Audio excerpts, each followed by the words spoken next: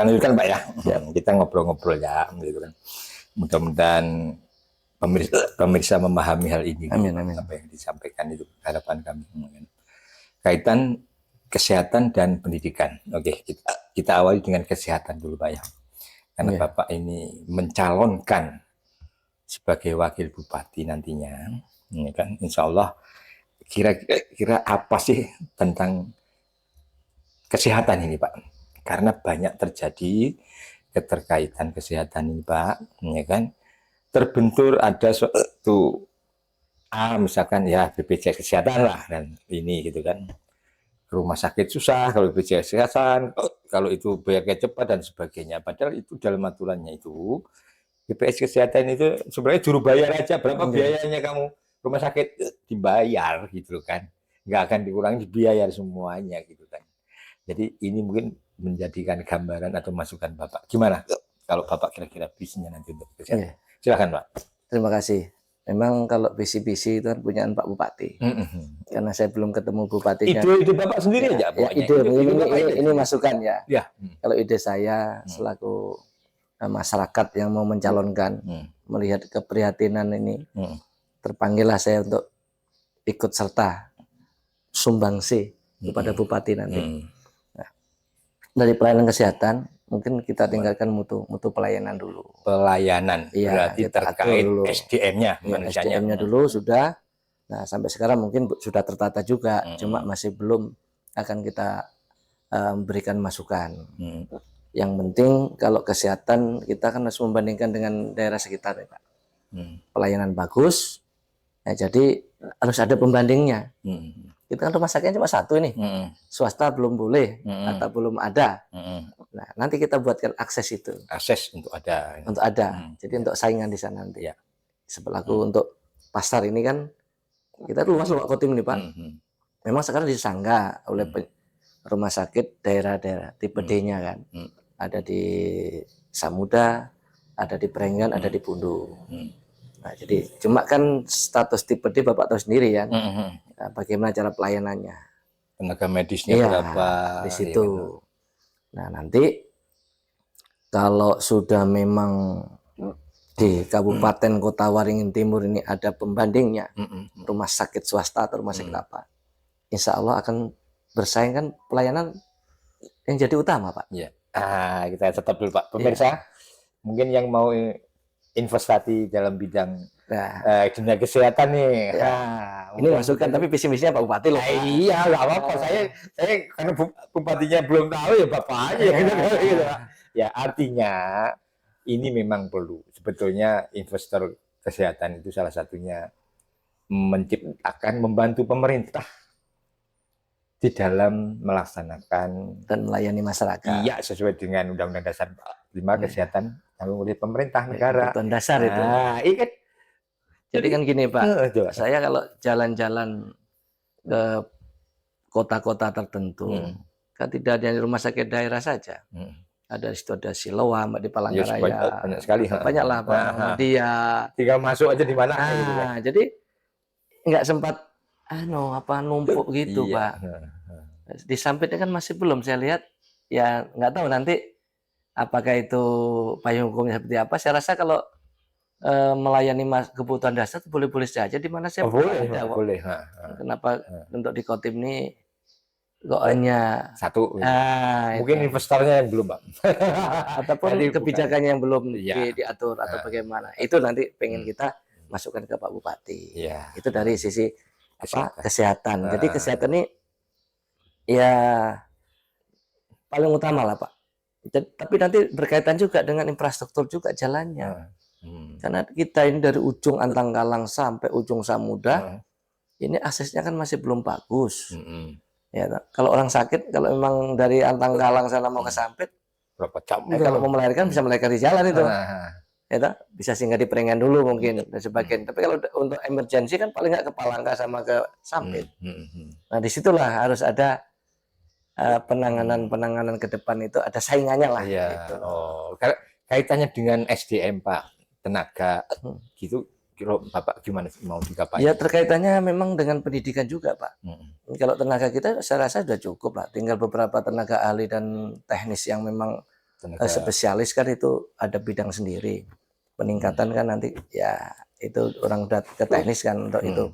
Bagaimana melayani dengan baik kalau nggak ada apa namanya spesialisnya dengan baik kan juga kurang apa ya namanya kurang pas juga gitu. Saya di salah satu lah Pak, Puskesmas salah satu ya. Kan nggak ada dokternya Pak. Nah, saya nggak nyebutkan aja. Itu gimana Pak? Nah disitulah nanti memang ada keberanian seorang pemimpin untuk bisa memberikan apa namanya penghasilan lebih lah saya rasa. Karena dokter ini juga mungkin ya kalau sudah bilang, karena kita datang Tualan Hulu, Cempaka Hulu, dikira Hulu padahal di kota juga. Orang lain ada. Soalnya kedua apa? Berkaitan dengan pendidikan SDM tadi. Bagaimana kita nanti memberikan kemudahan anak-anak kita sekolah dokter. Gitu. Nanti pulang kampung di situ. Tapi harus ada perjanjiannya. Iya, ikatan dinas gitu. Ya, pokoknya berkaitan infrastruktur dengan kesehatan dan pendidikan ini kebutuhan pasti berkaitan erat itu Pak. Ya karena memang SDM kaitan tenaga kerja ini kan memang semacam investasi Pak ya. Seharusnya kan sejak lama sudah investasi, anak-anak ini dikasihkan beasiswa, diikat dinas supaya nanti jadi dokter bisa kembali lagi. Sebetulnya senang aja sih. Contohnya Bapak kan kembali di sini juga senang. Rumahnya kan istilahnya kampungnya gitu loh Pak. Jadi kebijakan tadi saya rasa kalau duduk bareng, kenapa sih nanti tidak minta CSR untuk kesehatan, untuk untuk beasiswa ini loh dijamin anak-anak Kotim bisa ke UGM tanpa tes dengan jaminan memang anaknya bisa. Ini kedepannya pulang lah. Dokter sekarang mungkin 7 tahun sudah bisa selesai loh Pak. Ini contoh segini Pak. Ini bayangan saya. Dokter itu 7 tahun. Ini bayangan saya, bukan melangkai Pak Bupatinya enggak. Bayangan saya, contohnya dari sebelah utara ada perusahaan RMU itu. Udahlah kamu 3 orang dokter lah jatahmu, sanakan sekolah di mana sampai selesai. Umpamanya ini Pak. Itu bagus. Sebelah tengah perusahaan apa lagi? Ya, ada perusahaan kayu, siapa gitu kan. Nanti dari utara beberapa perusahaan. Itu saya rasa nunggu, tapi kan ya nggak BEM salah BEM juga. Tapi anak yang benar dan sebagainya. Depannya pulang lah ke kampungnya. Pasti mereka kerasan. Saya pulang kampung sini kerasan Pak. Iya. Nah ya itu kan salah satu contoh kan kaitan kesehatan. Terus ini masih di kesehatan Pak ya. Katanya kaitannya dengan kesehatan ini ada masalah rumah ya, tempat tinggal ya yang juga. Kira-kira menurut Bapak gimana sih? Apakah dokter dengan puskesmas itu satu paket dibuatkan rumah dokter, puskesmas supaya nanti mereka itu Nah, gini Pak. Saya selama tugas jadi camat juga pernah dikasih Pak Bupati untuk menyelesaikan apa namanya? Pertanahan yang ada di lokasi bangunan itu. Jadi pemerintah sekarang kalau memang tidak itu aman, memang punya asetnya, punya kesehatan, kan juga membangunnya juga belum bisa. Nah disitulah kita tata dulu nanti. Legalnya tanah itu. Iya, kalau membangunnya bisa, mungkin Pak Bupati ini bisa. Cuma karena memang ada yang diremeh-temehkan karena prosesnya Pak. Nah sekarang proses, contoh punyaan kita kemarin di Perenggian, mau menghamparkan, mau bangunan rumah nih loh Pak. Ini masuk IUP-nya tambang. Itu pun serba salah, mau kita ini buang ke jalan perlu alat, kita bagi alat dikira jual boxitnya, nggak kita ini juga nggak bisa juga dibangun. Nah itu yang mau kita tata dulu dengan keberanian.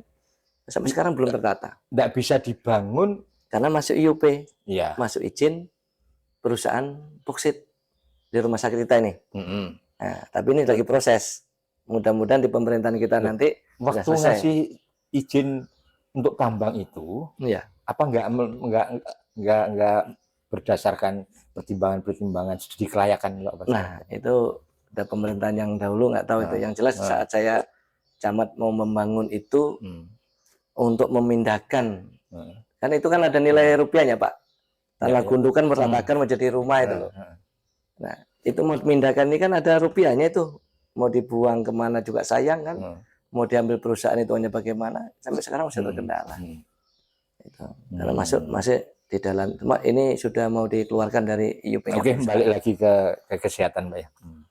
Mudah-mudahan itu apa jadi angan-angan atau jadi gambaran pemirsa. Jadi Bapak ingin meningkatkan pelayanan kesehatan dari fasilitasnya, ya dari SDM-nya, dari pelayanan SDM-nya, ya kan. Dan untuk memenuhi keadilan, ini wilayahnya kabupaten, Pak ya. Ya, kabupaten. Di sini yang diperhatikan, di sana enggak juga akan timbul masalah. Ya. Gitu kan. Kira-kira pemerintah kan dana terbatas, Pak. Kira-kira Bapak, ide Bapak untuk menjadikan ini sukses itu, kira-kira sumber-sumber, kira-kira apa yang bisa digali, Pak? Sumber-sumber. Ya. Apa melibatkan kita sumber daya alam kita kan banyak, Pak. Ya. Ya, jadi sudah dirintis oleh zaman Pak Sopyan Hadi dulu itu kan, sudah tahu ini ada penyangganya tadi. Saya bilang rumah sakit tipe D tadi, di selatan ada, di tengah ada, di utara ada. Tinggal kita sinkronkan peningkatannya, pelayanannya. Di kota nanti baru kita kasih kesempatan persaingan rumah sakit tadi. Entah itu nanti swasta, entah apa ya. Monggo. Kalau penyangganya itu nanti, ya kalau pelayanan dasarnya tetap Pak Puskesmas kan sudah ada semuanya. Tinggal kita ya koreksilah nanti pelayanan seperti Bapak sampaikan tadi, bagaimana di UDIK ada dokter, bagaimana ketinggalan, bagaimana nanti stunting itu bisa nggak ada di Kodim dan sebagainya itu. Ya memang. Yang penting itu kita harus duduk bersama dulu, Pak. Kalau bupati dan wakilnya saja, saya rasa nggak bisa juga. Ya. Terus sekarang, kita ke pendidikan. Ya. Nah, ini pendidikan ini kan erat dengan dulu pekerjaan Bapak sebagai guru, Pak ya. Nah, sekarang gimana sih Bapak kira-kira pandangan Bapak sekabupaten, Pak ya? Enggak sini aja, seluruh satu kabupaten, Pak. Ada kecamatan Lawang, ada Samudra, sana ada banyak. Kira-kira gimana cara Bapak? Sebenarnya kita ini tinggal melanjutkan, saya rasa, karena saya kan dari pemerintahan juga. Pemerintahan ini sudah baik, tinggal melanjutkan yang bidang kesehatan dan pendidikan.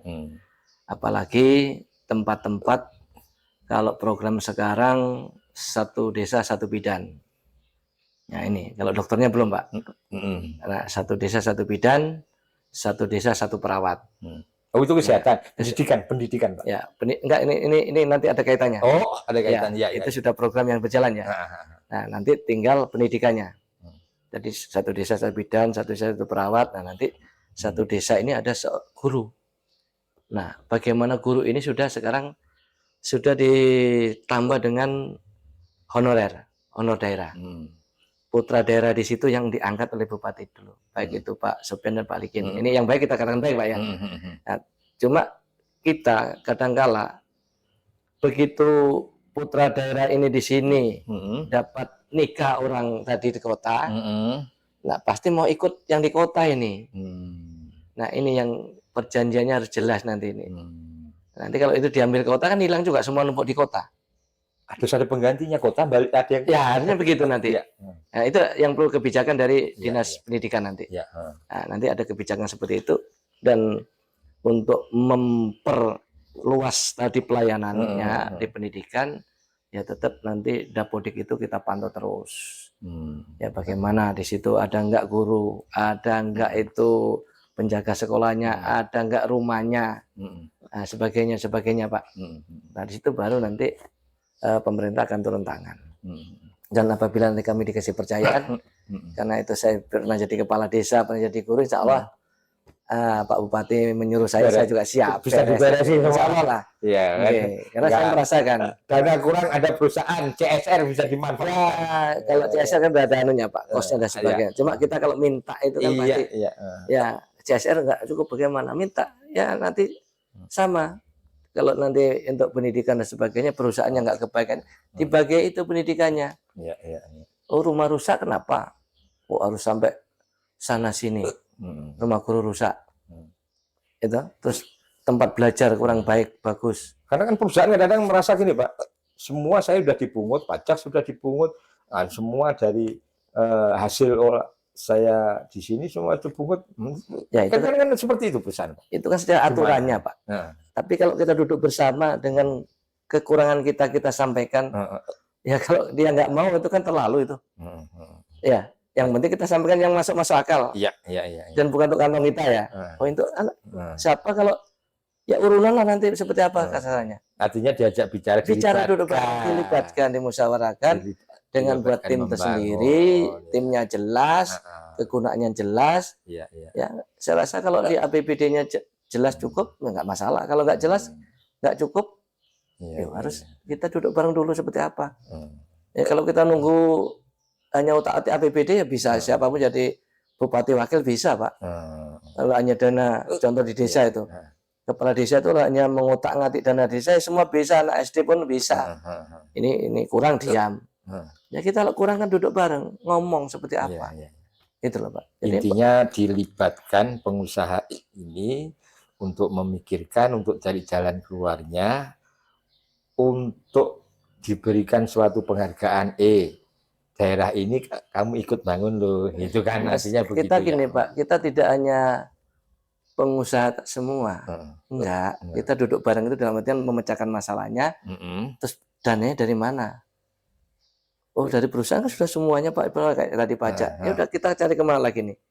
Kalau nunggu APBD kan nggak mungkin anak harus, itu kan kebutuhan dasar. Ya nanti Pak Bupati lah nggak tahu mana ke Jakarta, kemana mencari investor atau apa sebagainya, Pak. Ya di situ. Bukan kita mau nekan perusahaan terus enggak.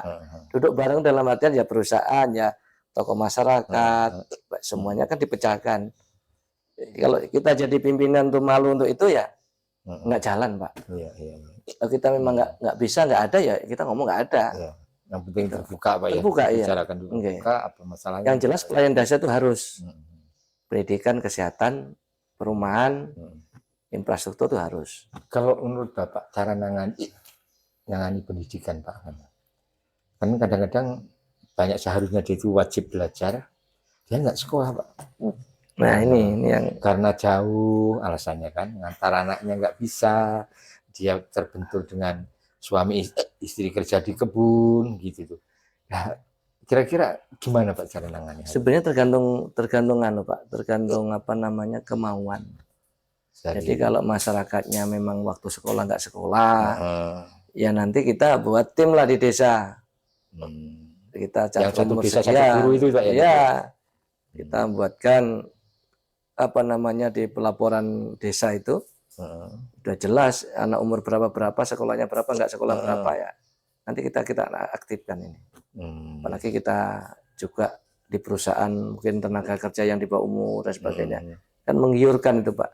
Nanti anak nggak usah sekolah, nanti mungut brondolan apa situ.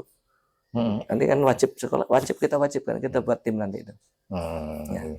Kita buat tim terpadunya supaya jelas melibatkan stakeholder di sekitar, bagaimana anak itu harus sekolah. Dan tidak boleh di Kotim itu buta huruf.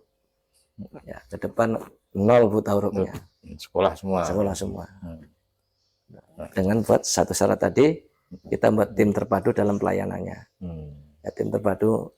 Terpadu itu tiap desa ada yang nanti. Ya di kecamatan nanti kan kepala desa itu ada musdes, musrembades, libatkan di situ. Nanti kita buatkan khusus supaya juga dipantau anak-anak pendidikan itu sekolah apa tidak yang umur-umur tadi. Kesehatan. Jadi kalau memang nggak sekolah ya kita sekolahkan, apa kendalanya kita support itu. Ya, entah seragamnya, entah apanya. Kan sekarang gratis Pak, sekolah nggak bayar. Karena pendidikan dasar itu dari 6 tahun sampai ke 9 tahun. Ini masih ada waktu kurang lebih 10 menit, Pak. Ya kan.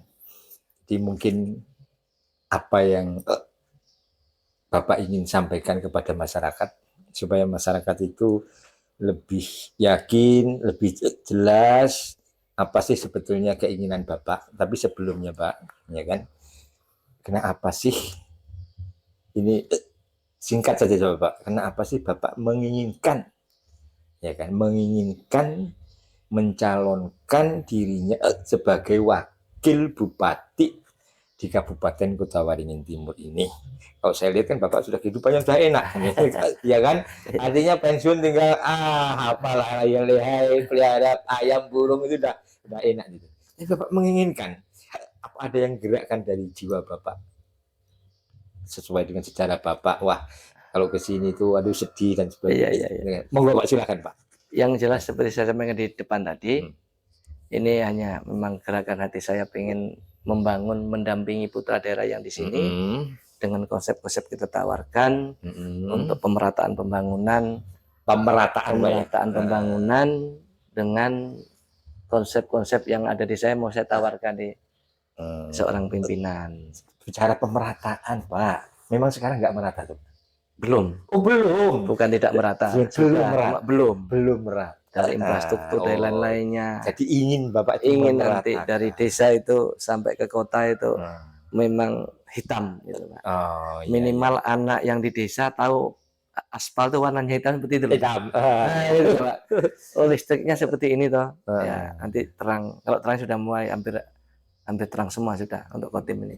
Tinggal beberapa desa aja. Itu sudah Pak Bupati yang ada sudah. Kalau tinggal yang hitamnya ini belum. Ya, di situ. Jadi pemerataan tadi itu jangan hanya berkampung di kota.